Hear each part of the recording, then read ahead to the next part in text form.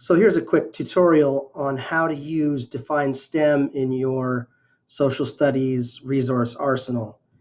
Now that we've moved towards the C3 framework and we've moved towards having inquiry-based social studies lessons, this is one more thing that you could use as a resource, especially for those grades below sixth grade where we don't have discovery education. This is one of those tools that could fit well into what we do just by the very nature of it. This is called Define STEM. I know it's STEM, but it's got lots of social studies connections. Bear with me. This is actually a project-based learning website that allows kids to cover things in a multidisciplinary way, a cross-curricular way. And it's great because it has a lot of student choice built into it and has a lot of the needed learning built in where you as a teacher, it's kind of in a can where you don't have to do a lot of the pre-learning with this. Kids can learn just in time as they need to understand a piece. It's built into it here for them. So it's really well designed. So definestem.com is the website. All of our students have access to it. You have access to it as well. Our district has paid for it. So why not use it? I want to show you how to dig into building or finding project-based learning activities that fit to social studies standards. The first thing that students will need to do, just like you'll need to do in order to go in and assign these things to students, is needing to log in. You as the teacher will need to do this. You can send them the assignment afterwards. They don't actually have to log in, but you do. They can log in after you've given them an assignment. In fact, there are some advantages to that, in the fact that you could track their progress if you want to, but they don't have to. You could assign something, give them the link, and off they go, and they just bring you the products at the end, and you do your check-ins with them on your own. But there are ways to do it. If you do have students sign in, or if you want to sign in, you're going to want to log in via Clever. That's how we do things in our district. And that's going to redirect us to Google. And I've already signed into Google. You may be asked to check your Google account to allow, you normally have to do that with apps. So once inside of here, you could jump right towards social studies 6-8 and just sort of the blind connections of not really seeing the standard connections, just knowing that they have connected those things. You could do that. You could hit social studies and say, I want to go to history and 3-5, and it's going to take you to a lot of assignments that are connected. However, if you are a bit of a control freak and you want to really monitor the connection, then what you may want to do is actually search by specific standards.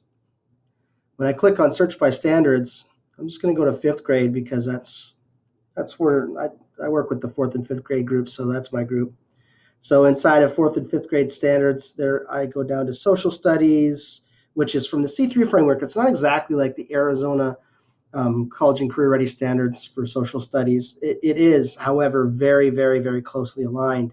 So you can feel confident that if you pick standards from here, they are going to be aligned to Arizona standards. If you really, really want to do the crosswalk, you could look at the C3 framework and then look at Arizona standards. But I feel like you're in a good spot when you do this. So inside of here, they basically are connecting to Dimension 2, applying disciplinary concepts and tools. And if I break that down a little bit further, civics, economics, geography, and history, not all of these areas are going to have assignments attached to them. However, I know for sure that economics has at least one. So I can click and open that right here. Or if I just pick economics on its own, I pull up one on, oh, that's not in there. So I need to go 5th grade, sorry.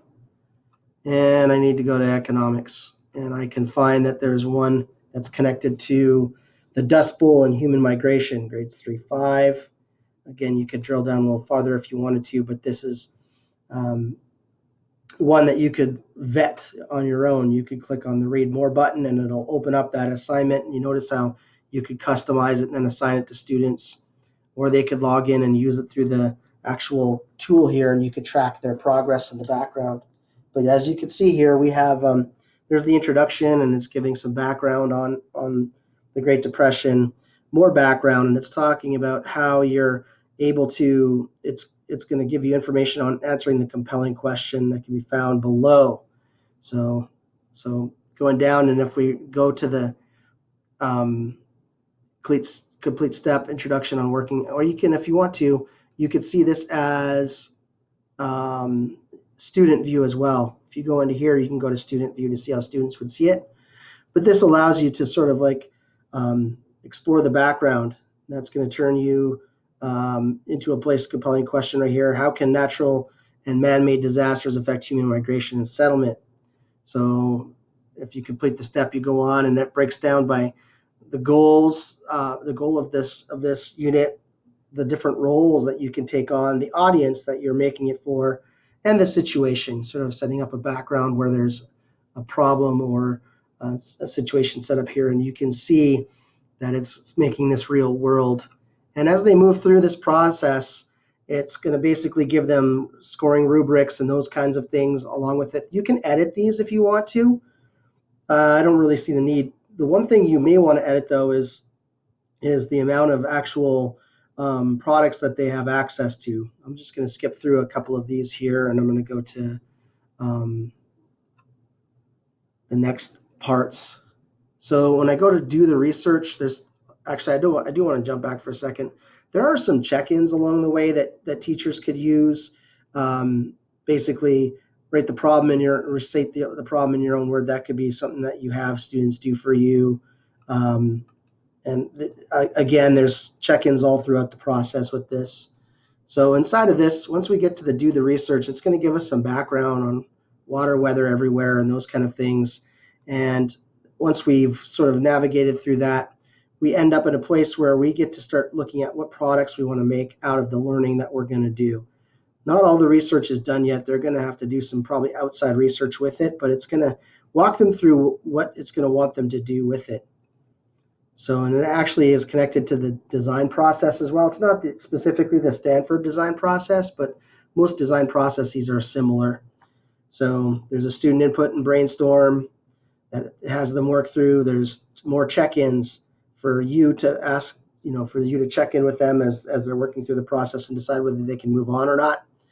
And then there's poster series that they can submit and revise. And again, there's rubrics that go with it and those kind of pieces that go with it. So there's a revision process that goes along with it too. So they can actually work through a longer process than just something very quickly. And then there are the standards that are connected within here.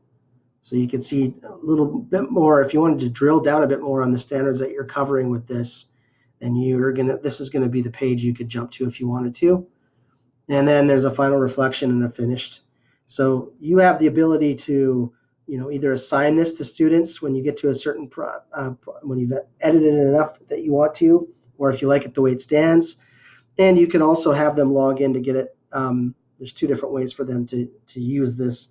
There is a back end. There is a actual monitoring feature that's built in, and you can explore that with your class. I don't have a class, so I can't show you that. But those are the pieces that are built in. So this could be a really good self-directed, self-guided way for kids to go through and explore a topic. I really like this for the grade levels below sixth grade because you don't have access to Discovery and you don't have a lot of the content that's already built in here. It's also got great career connections, which are nice. It is cross-curricular. It is, it's pretty much, once kids know how to do this and they've gone through the process once, you could sort of let them go on it and just check in with them from time to time with the check-ins that are naturally built in here. So this is great as a teacher. So I hope you'll take a look at using this as a resource. If for nothing else, then plugging the gaps that you don't get to cover in your inquiries. This could cover some of those other things that don't get covered, and it could be a good self-directed way to do it. Lots of student choice, so it's engaging, and it's the products that they have the kids make are pretty cool. I think you're going to enjoy what you see kids take away from this and what they're able to do. So again, definestem.com. Have kids log in, or you can log in to assign it to them either way, and enjoy this resource.